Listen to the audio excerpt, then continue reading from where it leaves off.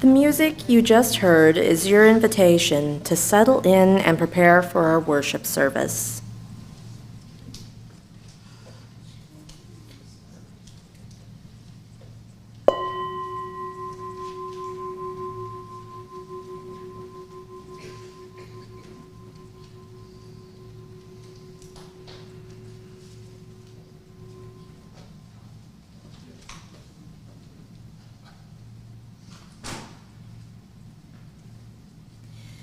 Please know that whoever you are, wherever you are from, whomever you love, wherever you are on life's journey, you are welcome here. Good morning. Good morning. Welcome to San Gabriel Unitarian Universalist Fellowship. Whether you're here in the sanctuary with us or watching from home, whether you're here for the first time or the 1,000th, we're glad you're here. My name is Sarah Smith. I am gender fluid, all pronouns apply, and I am honored to serve as your lay leader this morning. I am currently head of Sunday services and recently served on the board. San Gabriel is a member congregation of the Unitarian Universalist Association. We are a movement working for a just, peaceful, and sustainable world. Sustaining each other here in community is one part of that work.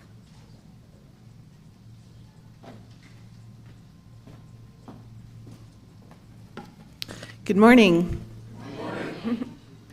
My name is Nancy Mohn Barnard. My pronouns are she, her, and I am delighted to serve as your worship leader today. As we gather together on this final day of September, we will take part in a water communion, a ceremony in which we share the sacred waters of our life, a ceremony that symbolically connects the members of this congregation, a ceremony in which this congregation has taken part since its inception in 2007. Let us worship together today.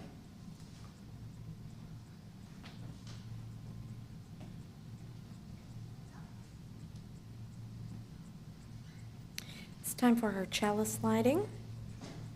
Please join me in reading the words to light our chalice. We light this flame to remind us love is the center. As we grow and connect, mature and deepen, love remains the center. When the light of truth burns, all else remains, love remains. Amen. And now, let us greet this day in song. Our opening hymn is There's a River Flowing in My Soul, which is number 1007 in the Teal hymnal. We will be singing all 3 verses. The lyrics will also be projected. Please rise in body or spirit as you are able.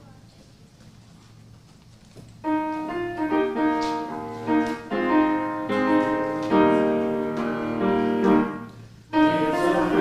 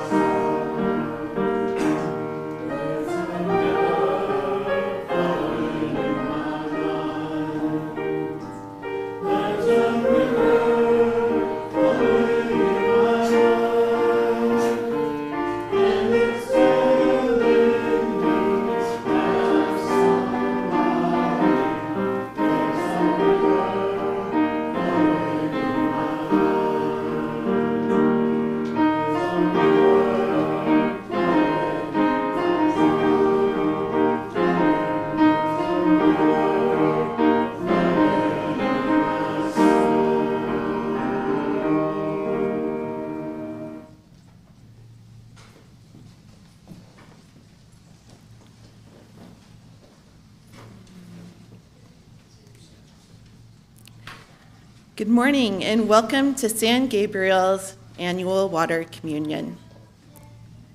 This beloved Unitarian Universalist ceremony has been a part of this congregation's worship since its formation in 2007. Every year, between ceremonies, congregation members collect water samples from places they have traveled or from bodies of water that hold special significance. Each vessel of water has a story. Each vessel of water holds symbolic meaning for its bearer. In a few minutes, I will provide specific instructions about this ceremony. But I'd first like to spend a few minutes reflecting on water and its importance to the earth, to creation, and to this congregation. Now, this year's water communion happens to correspond with the nationwide Unitarian Universalist climate justice revival. The revival aims to, and I quote, collectively reimagine a spirit-filled and liberatory future. A liberatory future. Let's take just a moment to imagine what that might look like in the context of climate justice.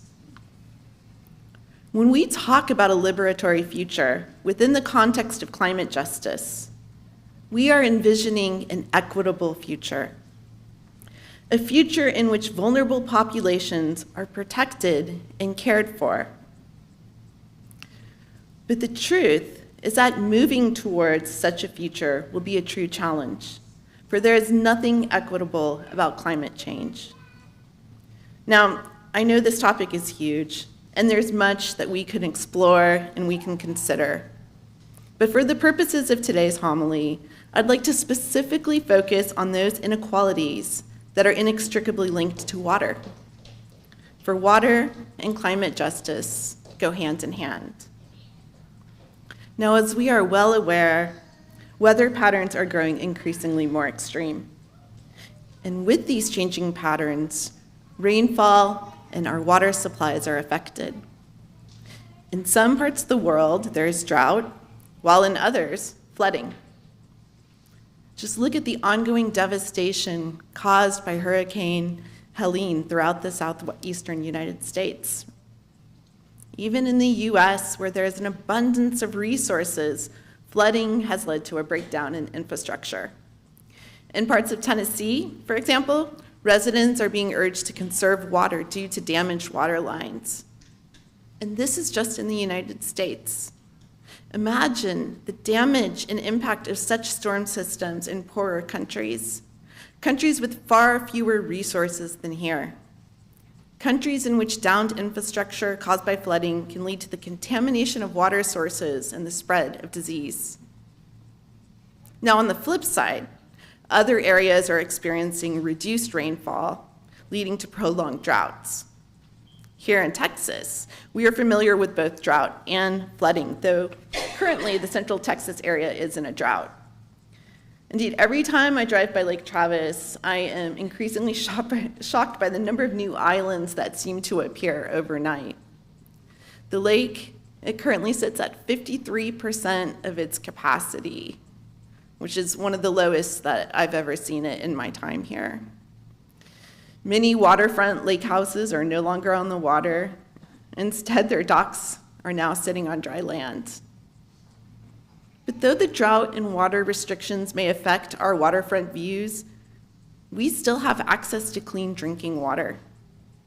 Even in events where the water supply is contaminated, most Americans will still have access to bottled water. When it comes to water, most of us in the United States are privileged, whether we are experiencing drought or flooding. Many parts of the world, however, are not so lucky. According to the World Health Organization, 1 in 3 people do not have access to safe drinking water or sanitation services. Now, these numbers are only exacerbated by the climate crisis. Such numbers are especially staggering when we consider that water covers approximately 70% of the Earth's surface. Clean drinking water should really be an option for all. Clean water, after all, is essential for all of creation. Indeed, the earth, with its many plants, trees, animals, and fish, needs water to survive. Water is life. In fact, it seems to me that water is one of the best illustrations of the Unitarian Universalist value of interdependence. Through an interdependent cycle of evaporation, condensation, and precipitation, the Earth's plants and animals have access to water that sustains and nourishes. Trees and plants are dependent upon water to grow, and in turn, they provide the oxygen that we breathe through the process of photosynthesis. Human life cannot exist without plants and trees, and most plants, trees, humans, and animals cannot exist without water. All of life on Earth has an interdependent relationship with water and with each other. This relationship only underlines the importance of caring about climate change and caring about our siblings who are increasingly impacted. For though our cultures may differ, we all belong to the community of humanity. Indeed, from time immemorial, water has bound humanity together. Because water is essential to survival, it's where much of human civilization has chosen to settle. Early human settlements and gathering spots were usually by bodies of water. And as a result, water has come to represent a place of community.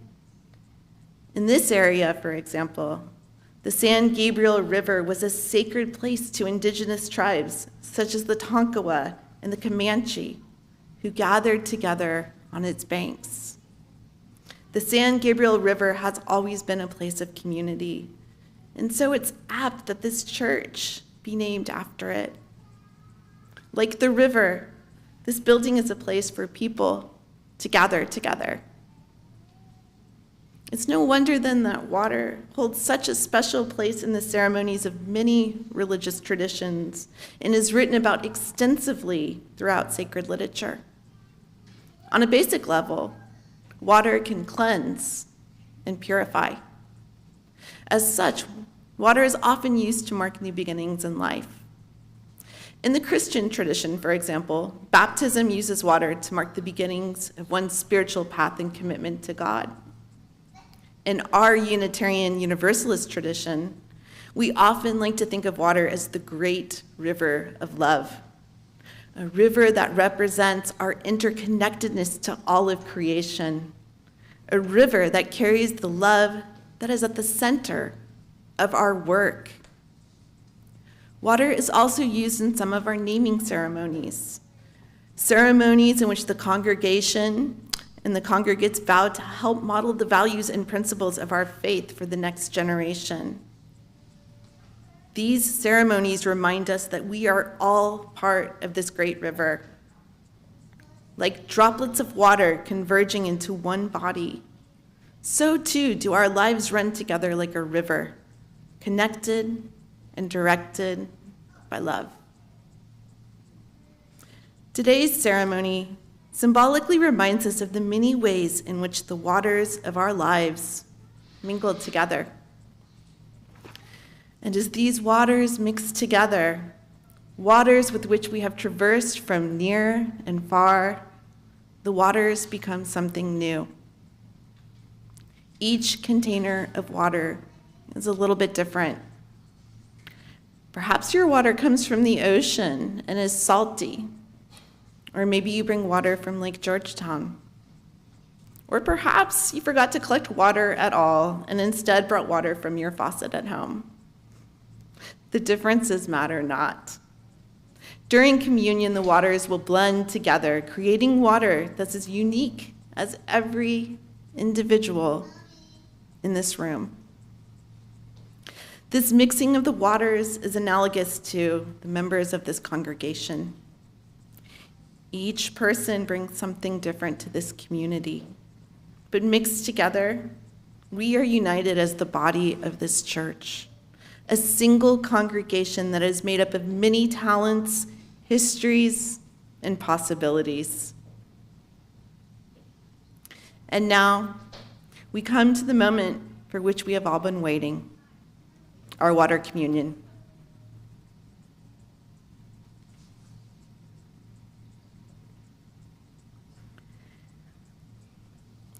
Each year, we include water that goes back to San Gabriel's very first water communion. And after the ceremony, we will use the water from today to refill the vessels, which will be used for next year's water communion. I invite you to approach from the center aisle, bringing with you water that you've brought from your travels, from home, or from your local sources. We would love it if you would share with us a few words of its origin, if you choose to do so. And then we ask that you return to your seats by the outer aisles. Now, if you forgot to bring water, no worries, the pitcher is available, and you can still share with us what this water might mean to you symbolically. Let us begin.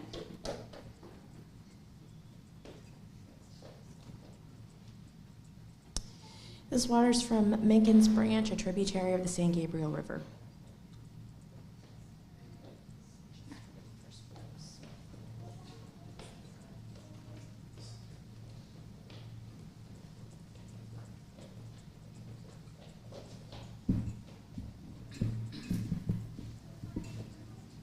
This is Georgetown water, where I stayed all summer doing church work and caring for the cat. The money I would have used traveling is going to have to go to my cousin who lives in Asheville, North Carolina, where they've had severe flooding.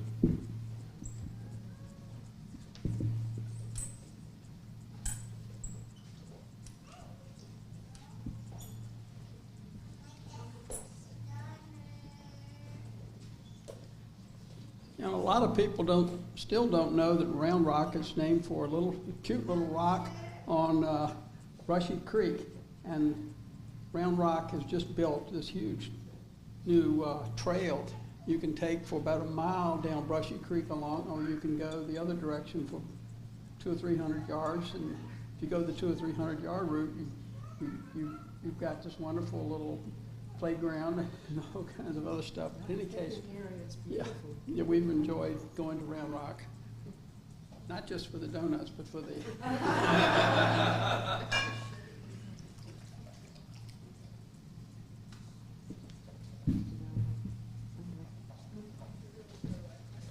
This water is from the sink at the fellowship house that I got right after our religious education meeting. And not only just because I forgot to bring water, but also to me it's appropriate that it's coming from campus here because this place has been a center for me.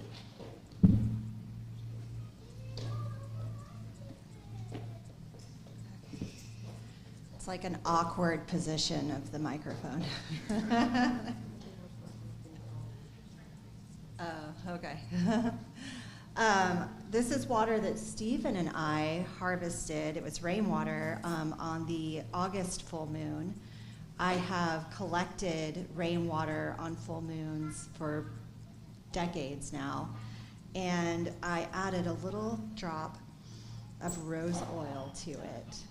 So, and rose oil represents the heart and love, which is perfect for Unitarian Universalists.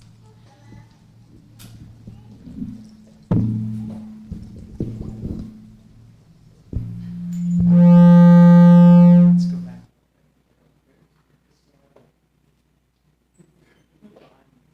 Okay, this water is from the pond behind our house, which attracts all sort of wildlife, which is our mosquito deterrent system.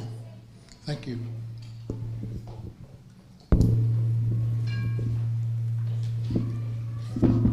This water is from Salado Creek, where the kids and I spent many a happy afternoon playing with friends. I thought it was real appropriate because in November, my youngest will be 18.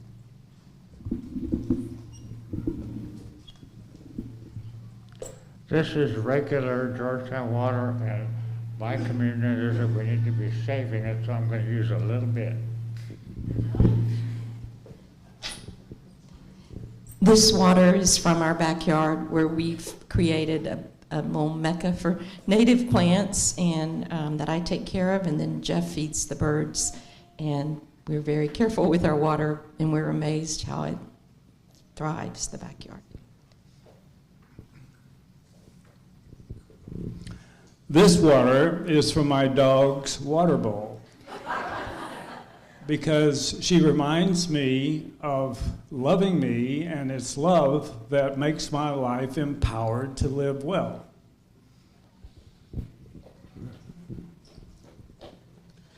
This water is critical to my life form. It is part of the water that I make coffee in the morning.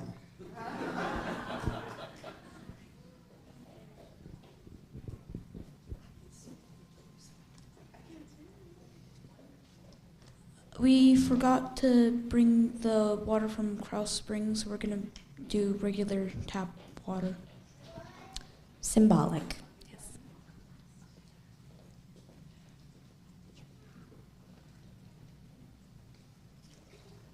This water represents salt water from my beach house on the Gulf Coast from Karankawa Bay, where the Karankawa Indians were, that goes into Matagorda Bay, that goes into the Gulf of Mexico, that then goes into the Gulf.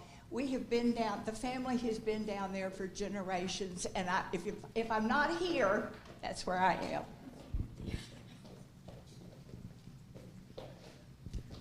am. This water signifies where I grew up, which was Lake Springfield. And we swam in this filthy lake forever and ever, and no one ever got sick. It was amazing.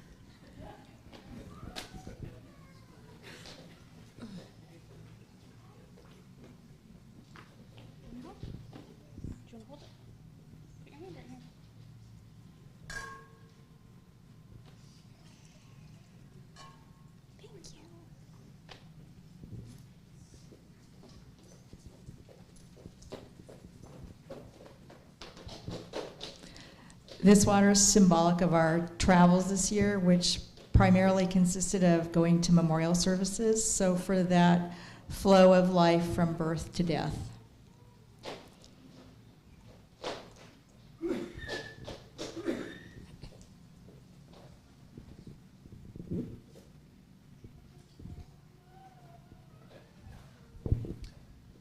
This water is symbolic of the water that fills the pool that I like to swim laps in, which is important to my health and well-being.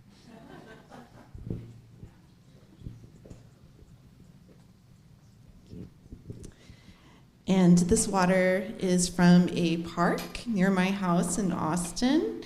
We live in the middle of the city, and sometimes I feel a little disconnected from nature. And so I'm always really grateful to go to this park and see this pond, and I can take a little breath, have a little bit of a respite, and reconnect to the natural world.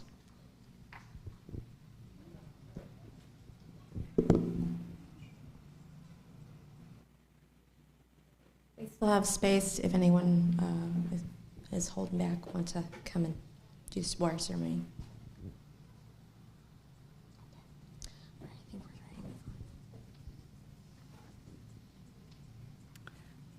The following blessing was written by Ronwa Hamame, and it's entitled Blessing of the Waters. This water is sacred. It is made sacred by the many hands that have poured it with intention and love. The many stories that each drop contains. The many lives surrounding it in this unique moment, connected by commitment and faith. This water is sacred. May it continue to flow through this community with shining reflections of the unique gifts that flow through through each of its members.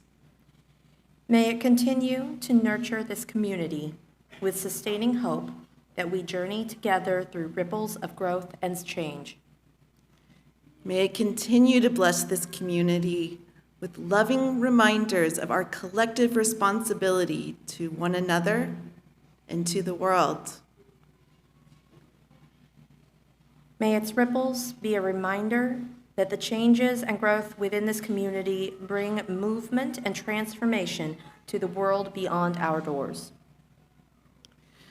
May its purity offer grace to our community and the willingness to forgive ourselves and one another when we make mistakes. In moments when we are confused or uncertain, may it bring us clarity of purpose and commitment. In moments when the reservoirs of hearts and spirits are drained by sorrow or pain, may it nourish them with the knowledge that we are surrounded by a deep and abundant love.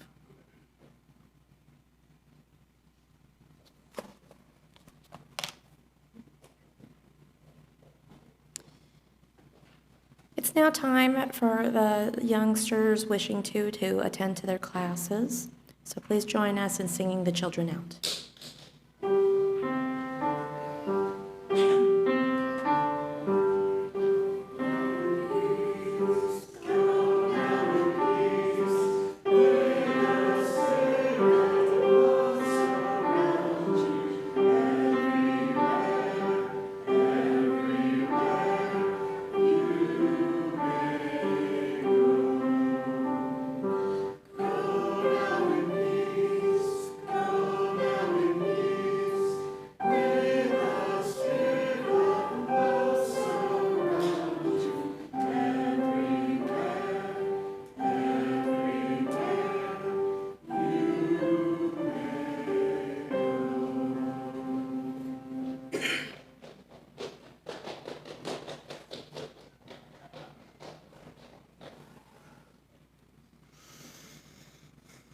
Sometimes we are carrying something on our heart that can prevent us from being fully present.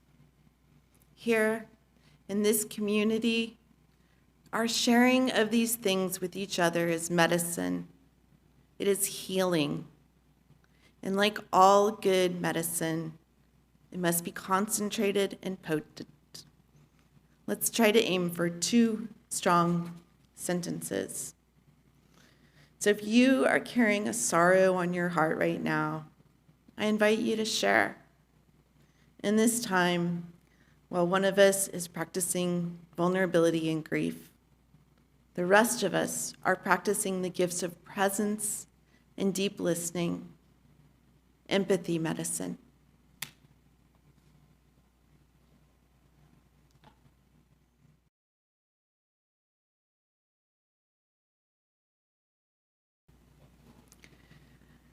It's now time for our second hymn, which is Go Lifted Up, and it is number 1057 in the teal hymnal.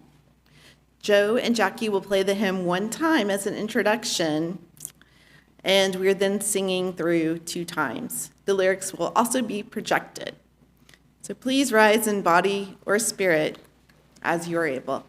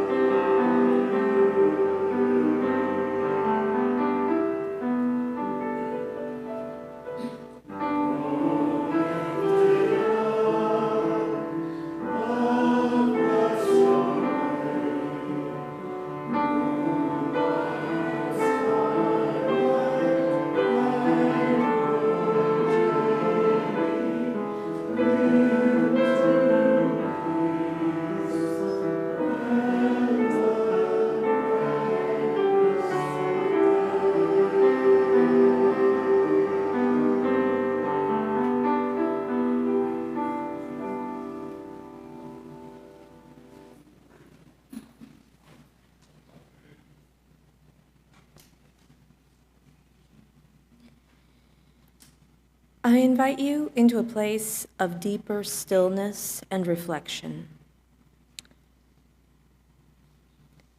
Our reading today is Water Makes Its Mark by Matt Alspaugh. A glass of tea sweats a circle of droplets on an old table.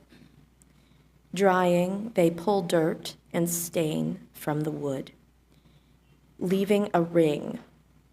Water makes its mark. Deep in the earth, in a cave, a drop falls each minute.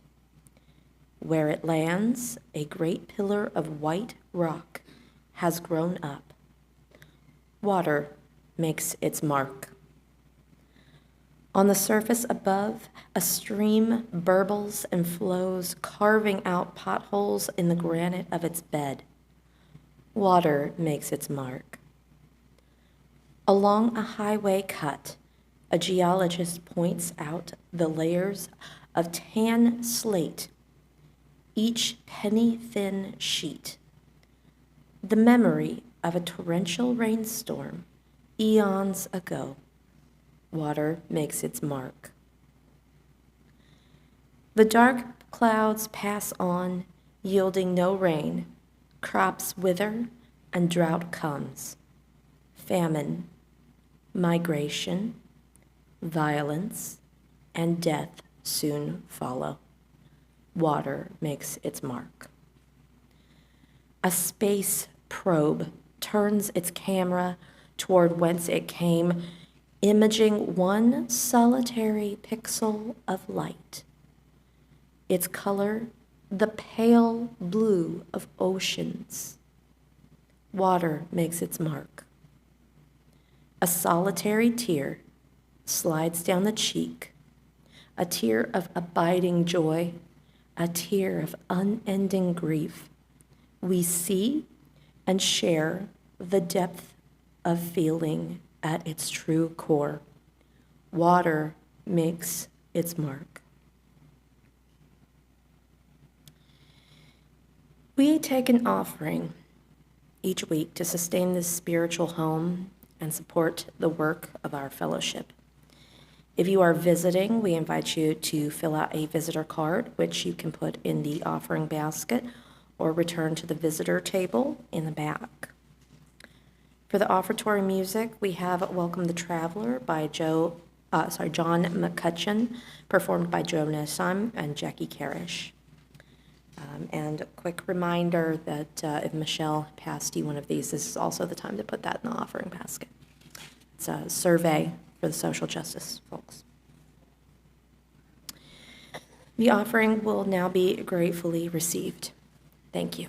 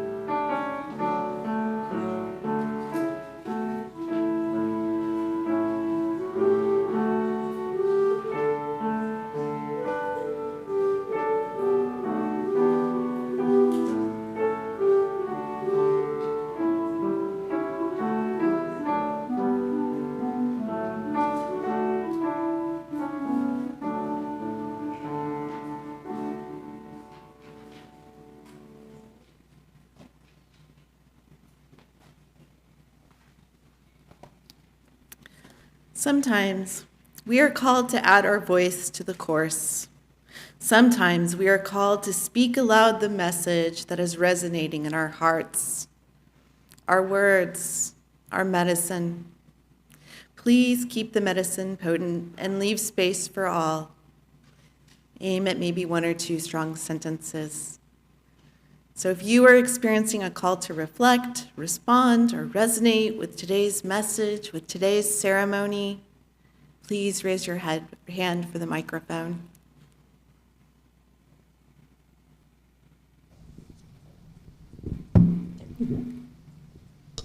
Hi, I'm Judy Mayo.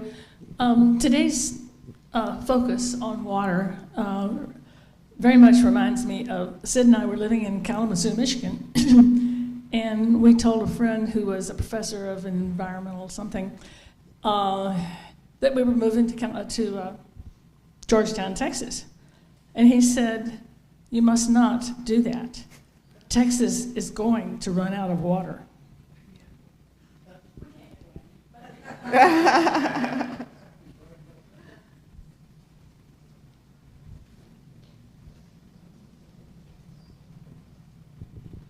Thank you for your focus this morning on water, the overabundance at times and the lack of at other times. Having lived in a lot of different places, California, which is known for its droughts, overseas in a small village in Indonesia where we had to boil our water to make it safe to drink. I grew up in Saudi Arabia where our water was distilled water for drinking water. So, water is important and it comes in all kinds of forms. And right now my heart, as Joe mentioned, really goes out to the people in the Carolinas and Georgia and Florida and Tennessee and whatever other states were affected by that storm that raced through so fast, but with so much water, especially since it had been raining before the storms. We have friends that are outside of Asheville, and while they're safe and we're relatively unscathed, a lot of things are cut off right now. So, yeah, it's hard.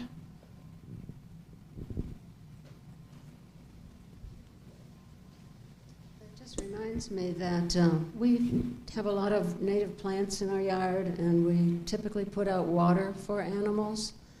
And I noticed this morning I went out and filled just a small saucer that I have in the ground, basically because we've had a mother deer and a fawn there for several months. We haven't seen them for a while, and we haven't seen squirrels in about 2 weeks, which worries me a bit because we're usually overrun with them. And anyway, I poured the water and I went inside, I looked out, and that fawn was out there drinking the water already.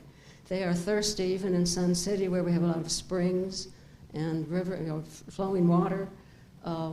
These animals are suffering, and it's going to be dry again for what, the next week or two? I don't think there's any rain expected, so it's real important if you have a chance to help the birds and other animals.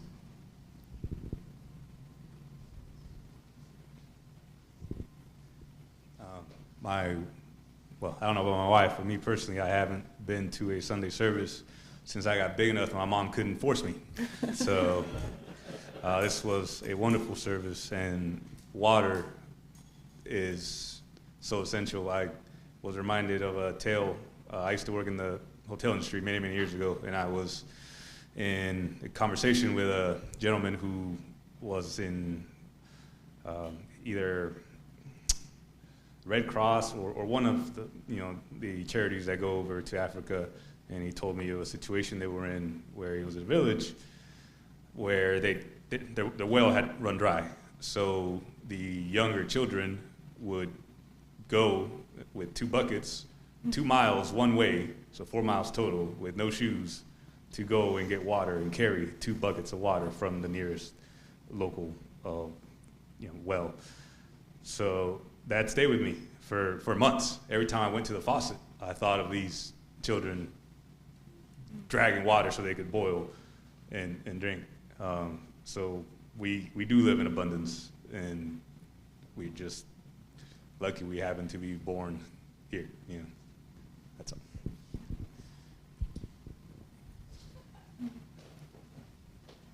I want to say happy birthday, 100th birthday to Jimmy Carter, whose value and character are more in line with mine than what we have had.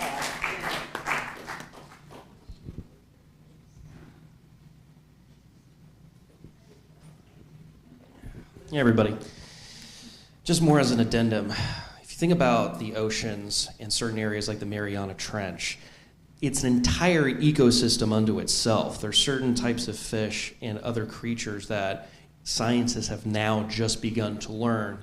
It's almost like being on a different planet. So in a lot of ways, when you have an abundance of water, it's almost like forming its own separate ecosystem unto itself that we haven't yet begun to fully understand.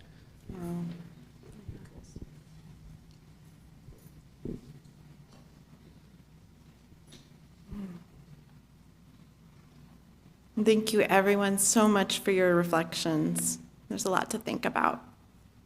Thank you. And now it's time for announcements. As was already mentioned, Michelle passed out this social justice survey. So this really, affects the church's work. So if you haven't already filled this out, please do so, because it's a pretty important little survey. And if you are called to share an announcement, now is the time. Good morning. Morning.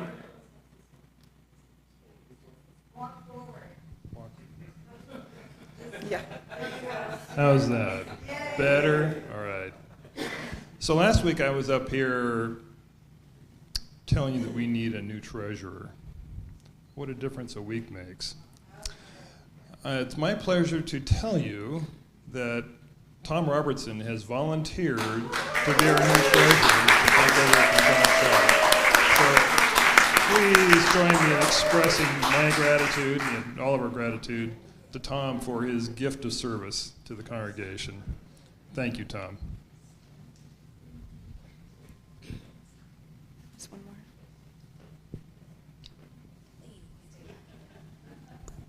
Hi, everybody. I'm Kelly, and I wanted to make an announcement about the kitchen and coffee and conversation. So we do have a calendar that's in the kitchen that's posted where people can sign up for Sundays to help with coffee. Last Sunday, I don't think anybody made coffee. We did have some snacks, though. So it really does take a village to keep all of that going. Michelle and Lou are really good about pitching in. I know Mel and TJ have pitched in some too.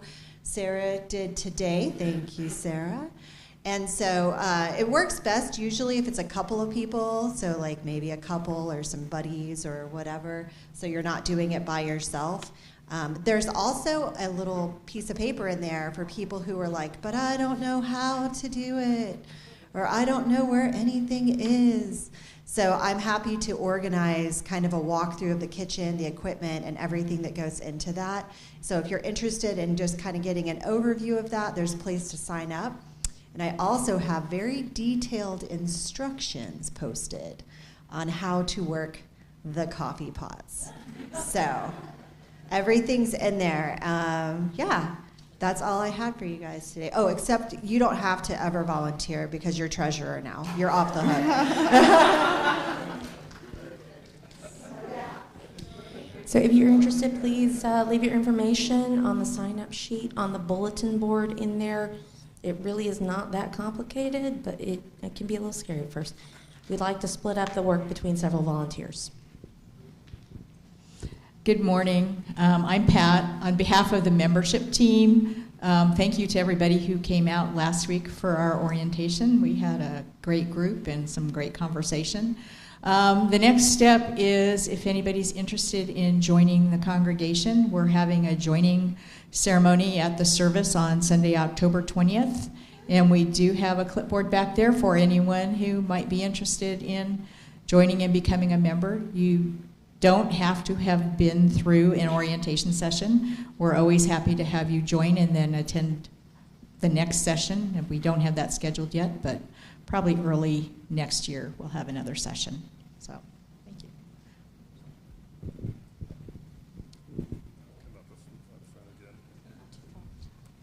I'm getting my exercise this morning. So one more announcement. This is for Andrea McDaniel. Turn around. Andrea's back at our soundboard. Andrea, wave to the crowd here. So Andrea is currently enrolled. She's taking a class at Austin Presbyterian Theological Seminary. I think next session she plans to enter there as a student full-time to work on her MDiv. So currently, Andrea serves in the military. She's stationed out at Fort Cavazos in Killeen, and her ultimate goal is to become a UU chaplain in the military. So, in support of that, the board has voted to be a sponsor for her, we're a sponsor for her in going into fellowship. And so there's a ministerial fellowship committee with the UUA, and they will provide her with counsel and review of her coursework as she goes through this process. So we are now her sponsors, and just want you to know that. Congratulations, Andrea.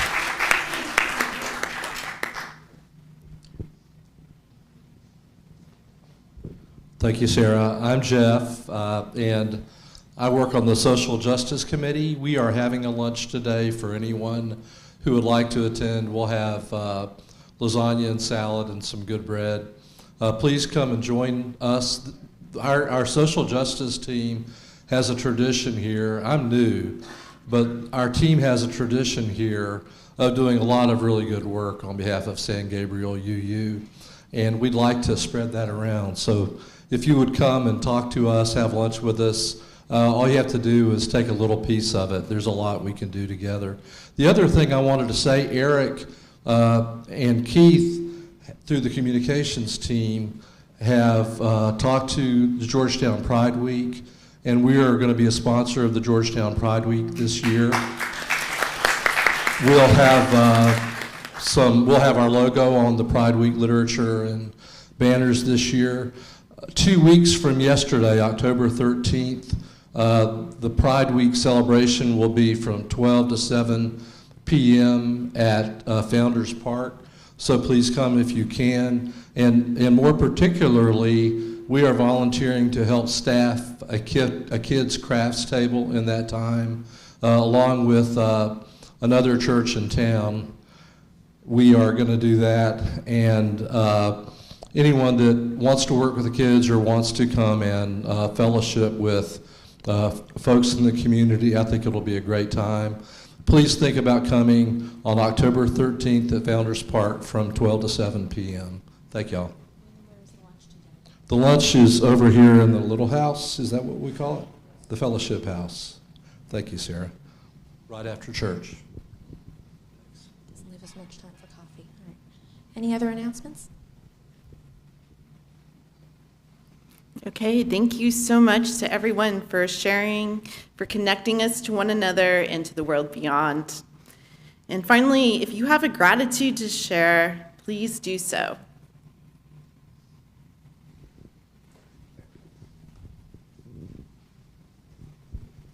I'm Gina. I've been here off and on, but I just I'm very grateful for a welcoming community and everyone just so friendly, no matter if I show up every week or miss 3 weeks in a row. So I really appreciate it.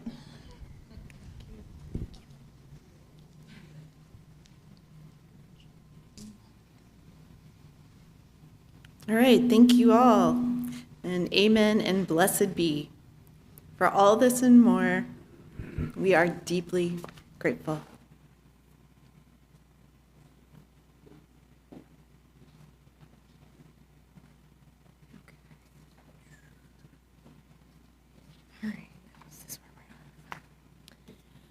All right, as we prepare to return to the world, we remind ourselves through our affirmation to carry our work from this place to every corner of our lives. Please join me in the call and response. The doctrine of this church is love. The quest of truth is its sacrament. Service is its prayer. To dwell together in peace. To seek knowledge in freedom. To serve humanity in fellowship. To the end that all souls shall grow in harmony with the divine. Thus do we covenant with one another.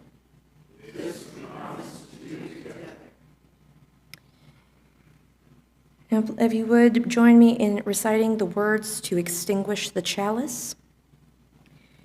We extinguish this flame to remind us love is the center. As we explore and rest, engage and heal, love remains the center. When all we can see is cold ashes, love remains.